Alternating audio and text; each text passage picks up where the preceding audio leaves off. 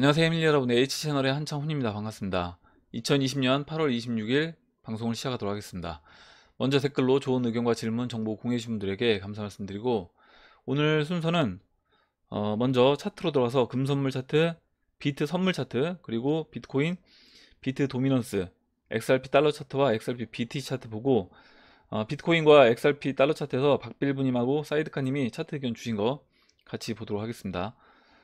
그리고 내용으로 들어와서 네스닥에 업데이트 첫 번째로, 두 번째로 페드 나우 관련된 내용, 세 번째 코로나 거리두기 3단계로 지금 격상한다는 이야기가 있는데 그것에 대해서 이야기를 해보고요. 네 번째로 근본이가 가능할까, CJ님하고 그 다음에 이제 김정민 박사님 의견, 그리고 마지막으로 제 의견 같이 이제 말씀드리도록 하겠습니다.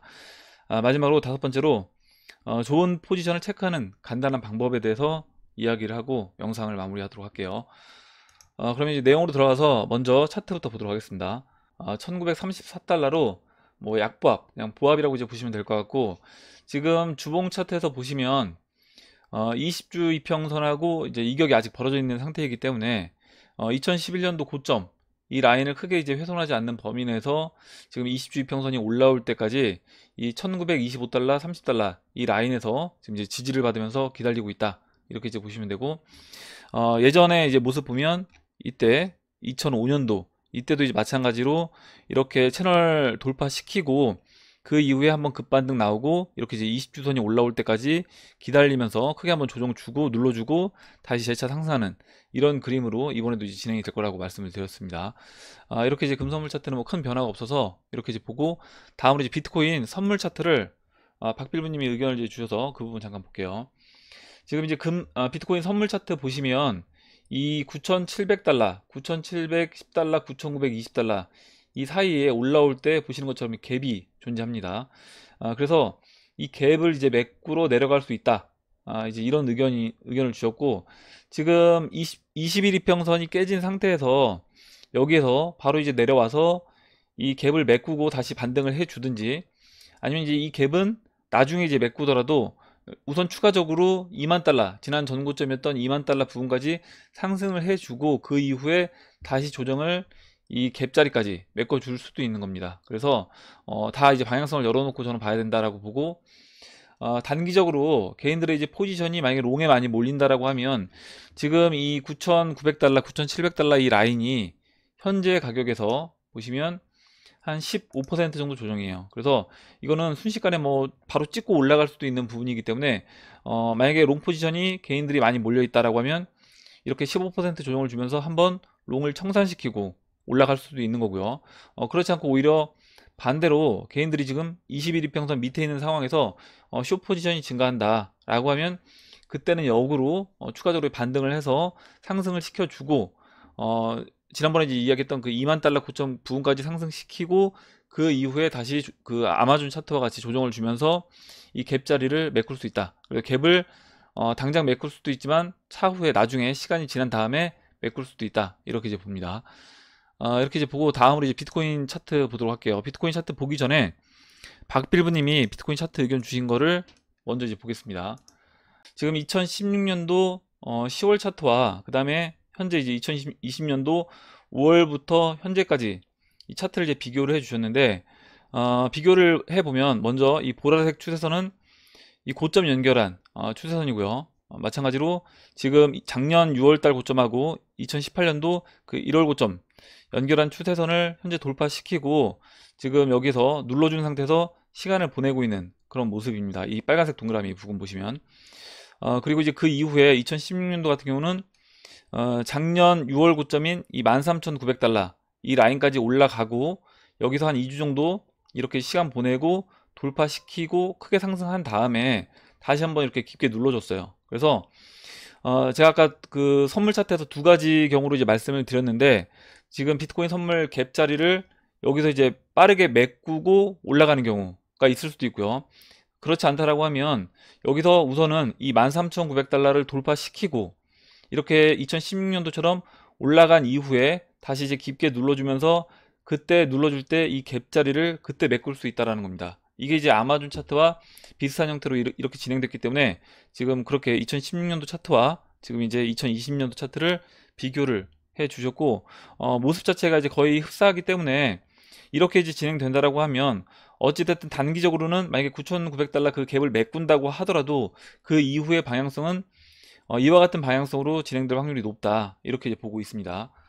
이렇게 이제 설명을 드리고, 그럼 이제 비트코인 차트로 들어가서 현재 이제 11,369달러고요. 지금 이제 주봉에서 20주 평선이 이렇게 이제 올라오고 있는데 약간 이제 이격이 벌어져 있는 상황입니다. 20주 평선 위치가 9,840달러다 보니까 아까 이제 비트코인 선물 차트 말씀드렸던 것처럼 그 9,900, 9,720달러에 있는 그 갭 자리를 메꾼다고 하더라도 이 20주 평선을 훼손하지 않고 단기적으로 한번 터치를 해주고 올라갈 수도 있는 거예요. 그래서 단기적으로는 방향성을 다 열어놓고 이제 볼 필요가 있다, 이렇게 이제 보고, 일봉 차트를 잠깐 이제 보면, 일봉 차트에서 지금 이제 21이평선 밑에 있습니다. 밑에 있고, 지금 비트코인, 이번 장은 제가 이제 비트코인이 주도하는 장이 아니라 알트코인이 주도하는 장이다 라고 이제 말씀을 계속 드리고 있는데, 알트코인들이 여기서 이제 그러니까 상방으로 움직이기 시작한다라고 하면, 그때는 비트코인도 지금 당장 이 9,900달러, 9,900, 9,800달러 그 갭을 내려와서 찍고 가기보다는 비트코인도 같이 알트코인들 따라서 상승을 해주는 그런 모습으로 진행되면서, 아까 이제 이 지지받던 이 라인에서 다시 21이평선 회복해주고 그 이후에 추가적으로 상승을 해서 2018년도 1월 고점 부근까지 올라간 이후에 그때 조정을 받더라도 조정받는 그림으로 그렇게 진행될 확률이 높다라고 봐요. 이렇게 이제 비트코인 차트 간단하게 설명을 드리고, 다음으로 이제 비트코인 도미넌스 보도록 할게요. 비트코인 도미넌스 일봉 차트인데, 지금 특이한 점이 이제 일봉 차트에서 이렇게 이제 위로 장대 양봉이 한번 나오면서 이렇게 이제 윗꼬리까지 길게 달린 이런 모습이 나왔습니다. 근데 이제 이게 왜곡이에요. 왜냐면 4시간 봉에서는 이런 모습이 이제 없기 때문에, 보시는 것처럼 이제 4시간 봉에서는 아까 이제 64라인까지 올라갔던 이제 그 모습이 없습니다. 그리고 실제 이제 시장에서도 뭐 비트코인이 급등하거나 대형 알트코인들이 이제 급락했던 모습이 없기 때문에 이거는 이제 비트코인 도미넌스 차트에서 약간 왜곡 현상이 나온 걸로 이제 보고요.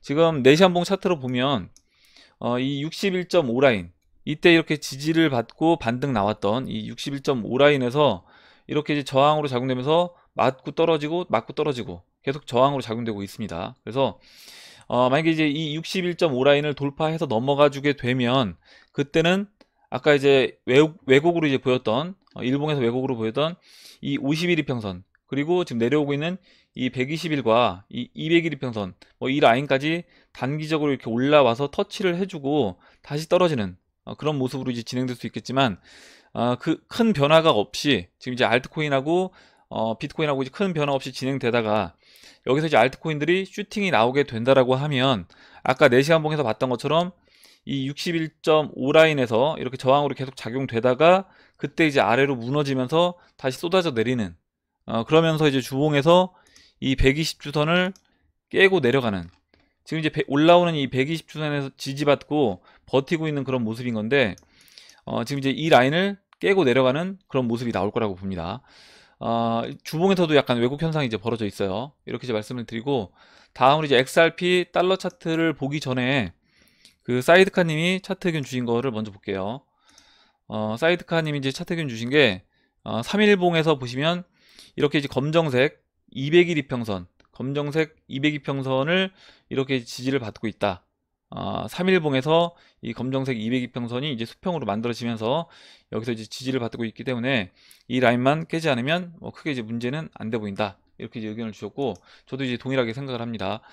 그리고 이제 박빌브님도 이제 XRP 차트 의견 주셨는데, 지금 여기 이 자리 패턴이 7월달 7월 보시면 7월 초부터 7월 말까지 이때 조정을 받았던 이 패턴과 뭐 거의 흡사하다라는 겁니다. 그리고 이제 제가 이제 이때도 말씀드렸고 이때도 이제 말씀을 드렸는데, 결국 이 모양이 그 비트코인이 2만 달러를 2018년도 2017년도 말 찍고 이렇게 6,000달러 부근에서 횡보하다가 3,000달러까지 눌러주고 13,900달러까지 올라왔다가 이렇게 하락세기로 무너지고 다시 반등, 재차 반등 나왔다 다시 무너지고 이번에 이제 반등해서 올라온 이 패턴 자체가 비트코인에서 나왔던 큰 패턴이 계속해서 이제 반복되고 있다, 이렇게 이제 보고 있고, 지금 이제 이때 모습과 비교를 해 본다라고 하면 이렇게 이제 고점을 연결하는 추세선을 그렸을 때 지금 이 추세를 돌파시키고 이렇게 이제 올라왔다가 제가 지난 시간에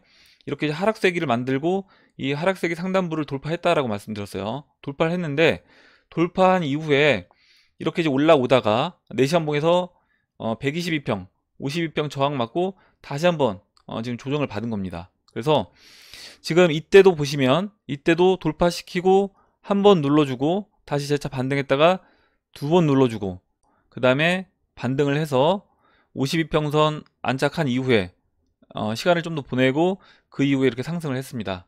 그래서 지금도 이 눌러준 횟수는 다소 차이가 있지만 패턴은 비슷하게 이제 흘러가고 있다, 이렇게 이제 보고 이 노란색 추세선 돌파시키고 크게 한번 눌러주고요. 그 다음에 다시 한번 눌러주고 제가 이제 위에 그린 이 노란색 추세선까지 이 하락색이 상단 추세까지 돌파시키고 다시 한번 눌러준 총 지금은 뭐 크게 본다라고 하면 한 번, 두 번, 세 번, 뭐 더 나눠 본다라고 하면 뭐 이 자리도 이제 눌러줬다라고 할 수 있는데 이런 식으로 이 추세선 따라서 계속해서 이제 눌러주면서 아마 이제 XRP 들고 있는 분들 같은 경우에는 좀 지칠 수밖에 없는, 그러니까 상승할 것 같은데 누르고 상승할 것 같은데 누르고 이런 패턴이 반복되기 때문에 굉장히 이제 차트를 보고 XRP를 대응한다라고 하면 좀 나가 떨어질 수밖에 없는 그런 차트 모습이라고 생각하고 저는 이제 이게 결국 이제 XRP 차트를 만들어가는 그 세력들의 의도가 아닐까, 이렇게 이제 보고 있습니다. 그래서 이제 그 이후에 움직임은 이와 같이 이제 움직인다라고 하면 이때 마찬가지로 지금 이 52평선, 지금 이제 꺾여서 내려오고 있는 이 52평선 위로 빠르게 이제 회복을 해주고 그 이후에 52평이 돌아 나가는 그 모습을 이제 만들어 주면서 한번 또 눌러주겠죠. 이때처럼 눌러주고 그 이후에 이와 같이 이제 상승해주는 그런 모습으로 진행될 거라고 봅니다. 이렇게 이제 말씀드리고 다음으로 이제 XRP BTC 차트 보도록 할게요. XRP BTC 차트 지금 이제 2438 사토시인데 뭐 크게 뭐 달라진 점은 없습니다. 계속해서 이 202평선, 주황색 202평선에서 지지를 받으면서 횡보를 해주고 있다. 그리고 이 52평선이 이제 올라올 때까지 여기서 이제 기다리고 있다, 이렇게 이제 보고 있습니다. 그래서 달러 차트에서 4시한봉 52평 올라와서 그 이후에 상승 그림이 나올 때 마찬가지로 XRP BTC 차트도 이 라인을 이 362평선, 361이평선을 돌파해주는 이 2600 사토시를 돌파해주는 그 모습이 나올 거라고 봅니다. 이렇게 이제 XRP BTC 차트까지 설명을 드리고 그럼 이제 내용으로 들어가서 네스라 게스라 업데이트부터 이제 보도록 할게요. 먼저 네스라 게스라 이제 1번부터 그 19번까지 그 항목 중에 이제 6번에 해당하는 내용인데 법정과 사법의 헌법으로 회복이라는 내용의 항목이 있고 전 재판소의 헌법 적정화, 이렇게 이제 되어 있습니다. 미국 공화당과 민주당의 전당대회 그 뒤에 있는 그 깃발에 차이가 있었다라고 이제 트위터에 이제 올라온 내용이 있어서 그 부분을 이제 같이 보면서 보도록 할게요. 지금 이 큐타임이라는 분이 이제 트위터를 올리셨는데 지금 이제 민주당도 전당대회를 했고 지금 공화당도 전당대회를 했습니다. 보시면 이 왼쪽에 도널드 트럼프 주니어가 이제 연설을 하고 있는데 그 뒤편에 보이는 이 성조기, 이 깃발의 모양과 그 다음에 민주당 이 바이든이 뒤에 있는 이 깃발의 모양이 비슷한데 약간 다른 점이 있어요. 그 다른 점이 뭐냐 보시면 그 다른 점이 지금 이 도널드 트럼프 주니어 뒤에 있는 기에는 이 골드 색깔, 이 노란 색깔의 이 띠가 없습니다. 테두리가 없어요. 없는데 지금 이 바이든 후보의 뒤에는 이렇게 이 노란색 띠가 있습니다. 근데 이 의미가 뭐냐, 이 의미에 대해서 이렇게 이제 올려주셨는데 왼쪽의 깃발은 헌법공화국의 깃발이고 그 노란색 그 골드 트림이라고 하더라고요. 그게 없는 거는 헌법공화국의 깃발이고 오른쪽의 깃발은 미국 법인의 깃발이다, 이렇게 이제 되어 있습니다. 그리고 또 한 분이 의견 주셨는데 골드 트림은 전쟁 중 해양법을 의미하며 미국을 다른 법률을 가진 기업으로 분류한다.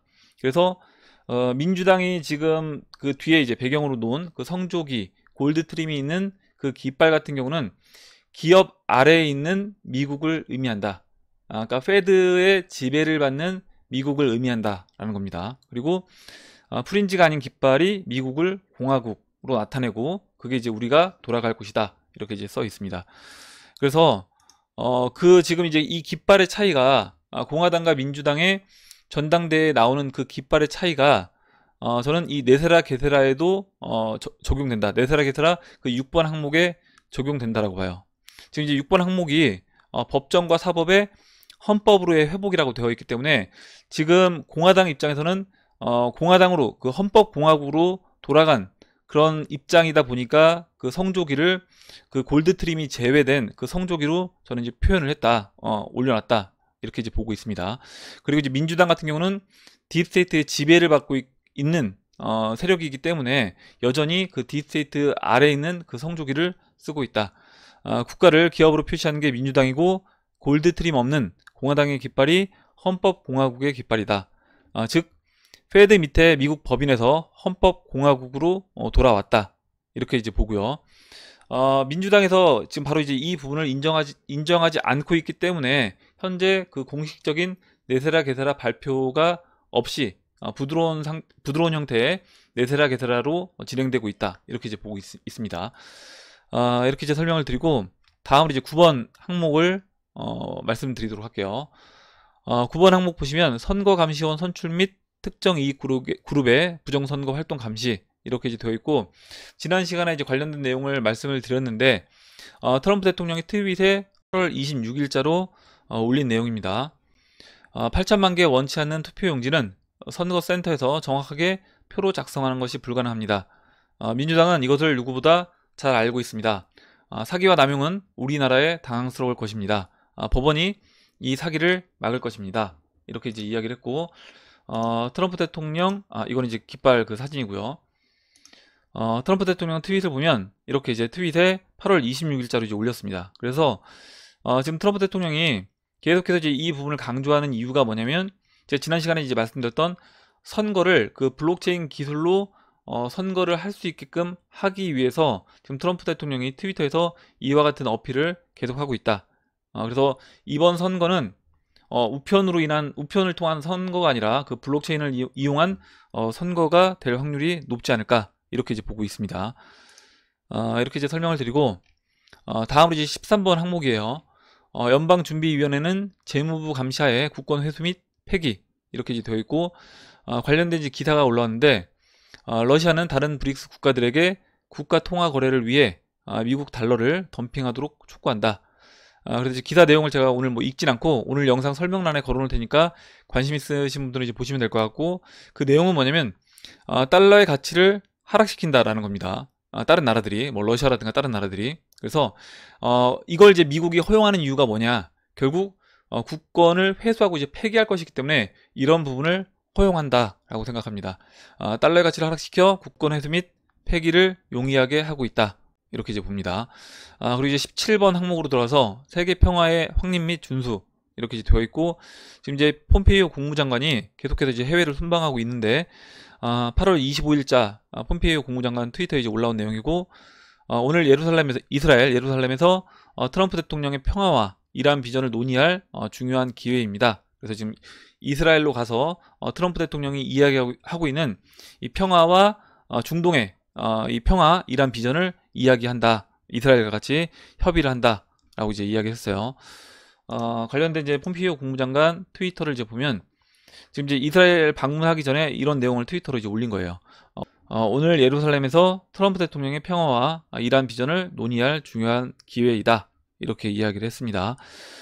이런 부분들이 지금 그 네세라 게세라에 나오는 이 17번 항목을 계속해서 추진해 나가고 있는 거다, 이렇게 이제 보고 있습니다.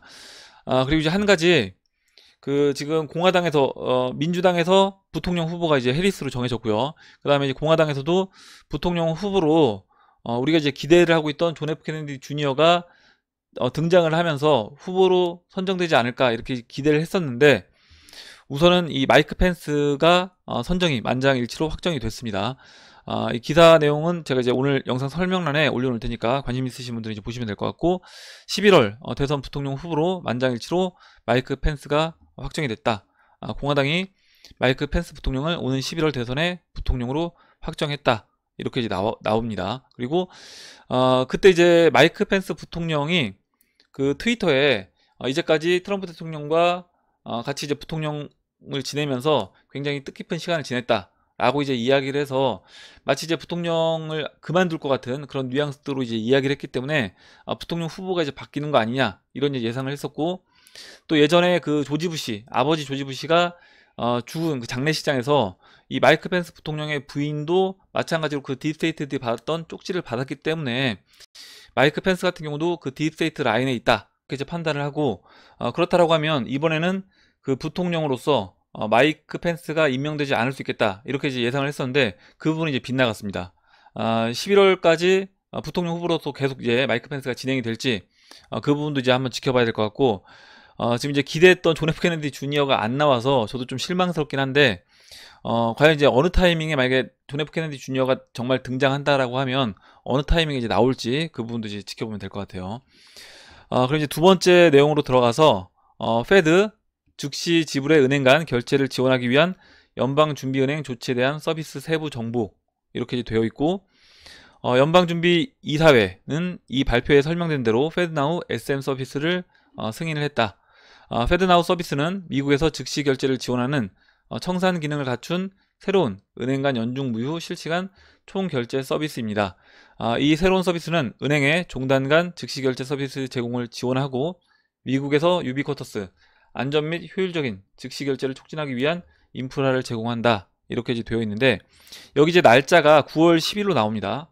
관련된 이제 자료를 잠깐 보면 여기 이제 내용이 나오고요. 이 사이트에 들어가면, 그리고 여기 이제 날짜, 시행 날짜가 이제 9월 10일로 나와요. 그래서 이 9월 10일이 좀 이제 의미가 있다 이렇게 이제 보고 있는데, 다 알다시피 9월 11일은 9.11 사태가 이제 있었던 때고, 2001년도 9.11 사태가 이제 벌어졌을 때 그때도 마찬가지로 그 네세라 게세라를 시행을 하려고 했던 걸 그 부시 대통령이 9.11 사태를 만들어내면서, 인위적으로 이제 만들어내면서 그 네세라 게세라를 막았다라고 했잖아요. 그래서 이제 그렇게 본다라고 하면 9월 10일 날 이 페드가 이 부분을 이제 시행하는 것도 의미가 있다.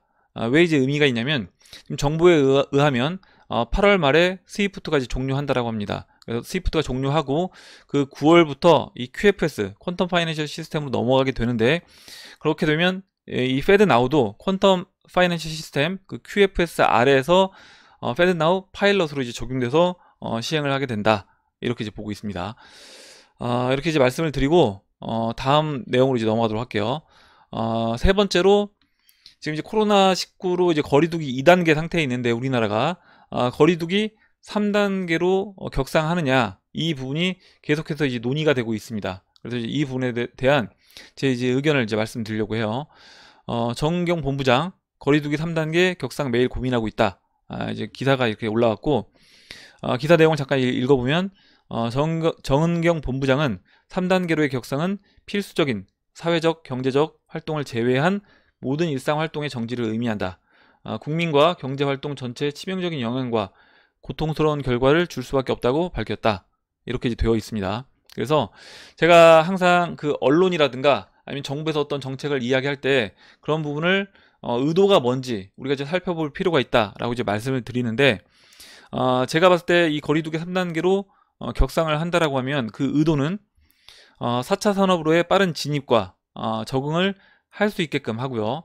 그리고 이제 9월 초에 예상되고 있는 그 오바마 게이트에 대해서 이 기간 동안, 만약에 이 3단계로 격상한 이 기간 동안 블랙아웃을 진행하면서 전 세계에 긴급 방송을 통해서 대각성을 시키는 것이 목표이지 않을까 이렇게 이제 보고 있습니다.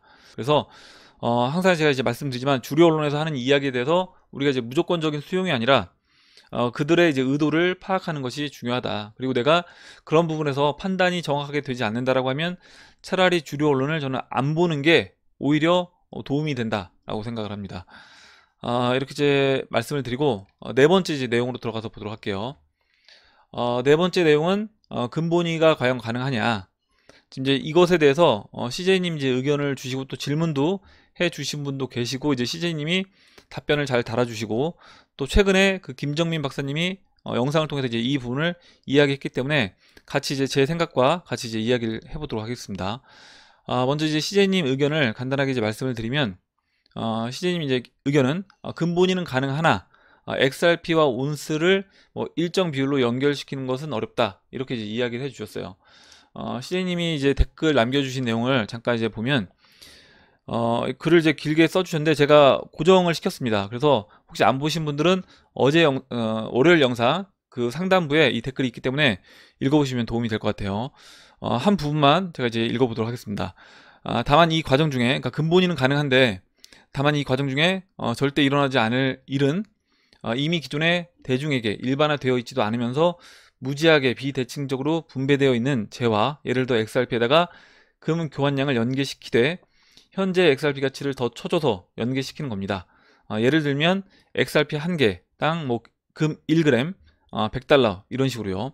이렇게 되면 XRP 120개로 비트코인 1개를 살 수 있는 비율로 바뀌는 거란 얘기고, 그 얘긴즉 XRP를 제외한 모든 자산이 상대적 가치 폭락 또는 XRP만 현재 가격 대비 대략 300배의 상승을 일시에 누리게 된다는 말이죠. 이건 말이 안 되겠죠. 그죠? 폭동 나겠죠. 그럴 일은 없습니다. 트럼프가 저런 발표를 한다면 안티 XRP 또는 안티 크립토 커런시 세력에 의해 바로 정치 권력을 잃어버리겠죠. 여러분이 XRP 홀더인데 갑자기 시총 1000등 밖에 있던 듣보잡 코인을 금과 연계한다고 발표하면 아이고야, 내 XRP 휴지 조각 됐네. 그 듣보잡 코인 사놓을걸, 이러고 말겠어요?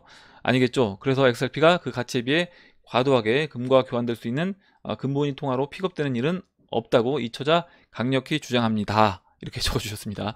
그래서 지금 CJ님 의견처럼 아마 이와 같이 볼 수도 있고 또 이렇게 이제 될 수도 있는 겁니다. 그러니까 금 1g과 100달러. 그러니까 예전에 1온스당 뭐 35달러로 이제 고정했던 것처럼 그와 같이 고정하는 것은 예전에도 이제 했기 때문에 가능하지만 XRP를 이렇게 이제 연결하는 것은 이거는 힘들어 보인다.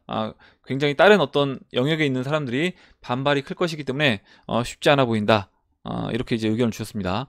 이렇게 의견 주셨고, 그리고 이제 김정민 박사님 방송, 제가 이제 이 영상도 오늘 영상 설명란에 걸어놓을 테니까 관심 있으신 분들이 이제 보시면 될 것 같고, 지금 이 김정민 박사님 의견은 뭐냐면 유동성 문제로 근본위로 돌아가는 것은 어렵다, 이렇게 이제 이야기를 하셨고, 제 의견은 약간 다릅니다. 제 의견이기도 하고 또 이제 리플 589님이 관련된 이제 내용을 또 올려주셨고요. 그리고 이와 관련된 이제 내용들이 올라와서 그 내용 중에 제가 이제 발췌한 부분을 같이 이제 이 ABC 이 세 가지를 이제 읽어보도록 할게요. 만약에 이제 XRP 스탠다드가 되면 어떻게 이제 가능하냐, 어떻게 참여를 하느냐. 이 새로운 골드 SDR, 그 ESDR 이 시스템에 참여하려면 회원국은 열람 가능한 자본 계좌를 준비해야 하며, 이것은 각 회원국의 화폐가 금, SDR 또는 다른 회원국들의 화폐로 자유롭게 변환이 가능해야 함을 의미한다. 이 조건을 만족시켰을 때 지금 이제 이 XRP 스탠다드에 참여를 하게 된다라는 겁니다. 그리고 세계 단일 통화로 넘어가는 과정이기 때문에 그 네스라 게세라가 시행되면서 세계 단일 통화로 넘어가는 과정이기 때문에 이것은 모든 회원국들, 전 세계 모든 나라들이 이것에 이제 이 시스템에 참여를 할 거라고 봅니다. 두 번째, B로 브리지 커런시 XRP는 상호 교환성이 부족한 각국의 디지털 중앙은행 화폐들 그 CBDC 사이에서 이 브릿지 역할을 하게 된다. 세 번째, XRP의 그럼 가격은 어떻게 책정되느냐? XRP 가격은 SDR의 일정 비율로 정의가 된다. 이렇게 이제 이야기를 했고, 이건 제가 이야기한 게 아니라 이제 관련된 내용을 제가 발췌한 건데, 제가 관련된 내용을 자료를 이제 못 찾아서 이렇게 ABC 이 세 가지만 말씀을 드릴게요. 그러면 이제 그 내용을 그림을 이제 예전에 이제 리플 589님이 올려주셨던 이제 그림을 보도록 하겠습니다. 이 그림인데, 이 열기구, 근본위 시절에 열기구로 이제 이 표현을 했는데, 이 열기구가 이렇게 안 흐트러지고 기준을 잡고 딱 이렇게 고정되어 있을 수 있는 이유는 뭐냐면, 밑에 이제 금이 연결되어 있다라는 거예요. 금을 기준으로 해서 그 다음에 이렇게 이제 달러가 먼저 연결이 되어 있고, 그 나머지 다른 나라의 화폐들은 이렇게 이제 달러를 기준으로 해서 이렇게 이제 연결이 되어 있다라는 겁니다. 그러면 이번에 이 XRP 스탠다드로 넘어가게 되면 어떻게 연결되느냐? 물론 이제 근본위로 넘어가면서 XRP로서 유동성을 이제 부여한다라고 이제 말씀을 드렸잖아요. 그러면 우선 이제 근본위, 금을 이제 밑에 이렇게 앵커 역할을 금으로서 하고, 그 다음에 달러, 예전에는 이제 달러로만 금과 연결되어 있었다라고 하면 이 부분을 유동성을 부여하기 위해서 디지털 자산인 XRP와 이 ESDR이 연결이 되는 겁니다. 근데 이 ESDR이 XRP와 이제 같다라고 여기는 이제 표시를 했는데, 같은 건 아니고 이 ESDR의 일정 부분을 XRP가 차지한다. 이렇게 이제 보시면 되고, 그 다음에 나머지 국가들의 이 CBDC는 이걸 기준으로 해서 연결이 된다. 그러면 디지털 자산들이 이제 왔다 갔다 할 때 XRP와 각국 CBDC 같은 경우는 일정 부분의 이제 XRP를 포함하고 있기 때문에 이 CBDC와 XRP는 자연스럽게 그 이동이 가능하게 된다. 이렇게 이제 보고 있습니다. 이렇게 이제 설명을 예전에도 이제 드렸던 건데 다시 한번 이렇게 설명을 드리고 다음 내용 보도록 할게요. 다섯 번째로 좋은 포지션을 체크하는 간단한 방법에 대해서 말씀을 드리도록 하겠습니다. 물론 이제 이 내용도 예전에 이제 수차례 제가 이제 말씀드렸던 내용인데 다시 한번 이제 말씀을 드리려고 해요. 우리가 이제 포지션, 어떤 포트폴리오를 어떻게 내가 점검을 할 수 있을까? 이 점검하는 간단한 방법이 있습니다. 그 간단한 방법이 뭐냐면 내가 이제 두 다리 뻗고 잘 수 있느냐 아니냐, 이걸로 저는 이제 점검 가능하다라고 생각해요. 뭐냐면 첫 번째로 내 마음이 평정심을 유지할 수 있는 그런 마음이다. 그러니까 두 다리를 뻗고 마음 편하게 잠자리에 들 수 있는 그런 마음 상태다 라고 하면 그거는 포트폴리오, 내 포지션이 지금 잘 꾸려져 있다, 포지션이 좋은 포지션이다, 이렇게 이제 이야기할 수 있다는 겁니다. 그래서 마음이 편안하고 이 마음이 편안한 것 뿐만 아니라 원만한 가족관계, 대인관계를 유지할 수 있는 거죠. 내가 이제 마음이 편안하기 때문에. 그리고 지금 상황에 대해서 항상 감사한 마음을 가질 수 있다는 겁니다. 무슨 얘기냐면 저 같은 경우도 이제 이런 생각을 굉장히 많이 하는데, 제가 이 시대를 경험할 수 있는 나이에 태어났다라는 거.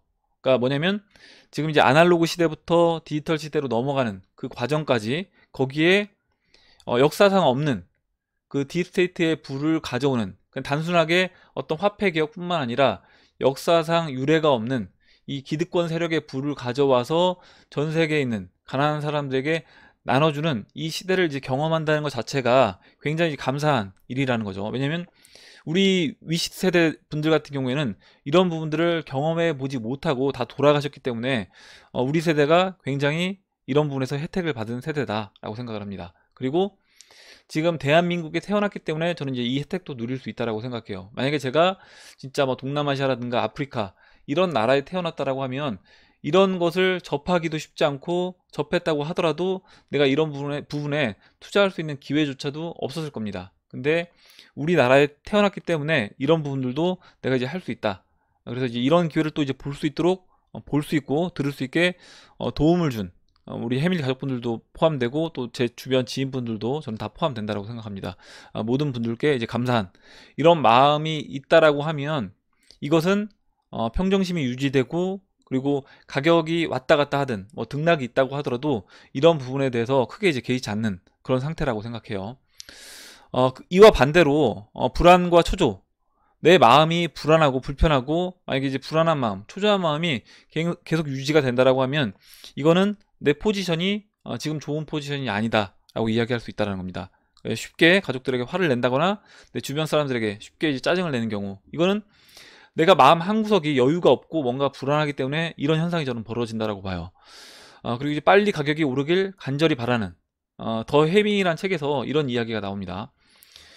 결핍과 부족의 마음, 지금 가격이 오르지 않는 것에 대한 불안, 이런 것들이 결국에 간절히 바라게 되는 그런 마음이 만들어지는 건데, 이 빨리 가격이 오르길 간절히 바란다고 해서 이게 이제 해결되는 게 아니라 오히려 감사함, 제가 어떤 소원을 비는 방법에 대해서 예전에 이제 말씀드렸던 것처럼, 내가 소원을 비는 방법은 그 소원을 신에게 비는 것이 아니라 내가 감사한 마음을, 신에게 감사한 마음 가질 때 그 소원이 이루어진다. 위에 있는 내용과 연결시켜서 이제 보시면 될 것 같아요. 마지막으로 가격의 움직임에도 불구하고 마음이 편한 상태인 것은 그 성공 투자의 두 가지 조건인 확신과 자금 관리가 잘 되고 있다는 의미이고, 제가 예전에 성공 투자의 두 가지 조건에 대해서 이제 이야기를 드렸고, 결국 자기 확신, 내가 이 투자하고 있는 암호화폐에 대해서, 디지털 자산에 대해서 충분히 공부가 되고 자기 확신을 바탕으로 이 투자를 하고 있는 분들 같은 경우에는 가격이 뭐 왔다 갔다 한다고 하더라도 크게 이제 불안하지 않다라는 거죠. 거기에 더해서 자금 관리가, 아무리 내가 자기 확신을 한다고 해도 자금 관리가 되지 않으면 어쩔 수 없이 매도를 해야 되는 상황이 벌어질 수 있기 때문에, 자금 관리가 되고 내 생활이 큰 문제 없이 진행이 된다라고 하면 그 부분에서 마음이 편안한 상태를 유지할 수 있다는 겁니다. 제가 오늘 그 좋은 포지션 체크하는 방법에 대해서 이렇게 정리를 해서 이제 말씀을 드렸는데, 여러분들도 한번 정말 내가 두 다리 뻗고 잠을 자는지 한번 그런 부분을 체크를 한번 해보시고, 정말 마음이 편한 상태에서 내가 투자를 하고 있는지, 투자를 하고 있지만 뭔가 마음이 불편한 상태에서 투자를 하고 있는지, 그런 부분을 한번 점검해보는 그런 하루가 됐으면 합니다. 예, 오늘 여기까지 하고 마무리하도록 할게요. 오늘 나온 얘기 중에 여러분들 궁금하신 내용, 같이 이야기하고 싶으신 의견, 정보 있으시면 올려주시면 같이 이야기해보는 시간을 가져보도록 하겠습니다. 댓글 남겨주신 해밀리 여러분 감사드리고, 끝까지 영상 시청해주신 해밀리 여러분 감사합니다. 그럼 이상으로 영상을 마치도록 하고, 영상이 도움이 되셨다면 좋아요, 구독 버튼, 그리고 알림종 버튼을 눌러주세요. 감사합니다.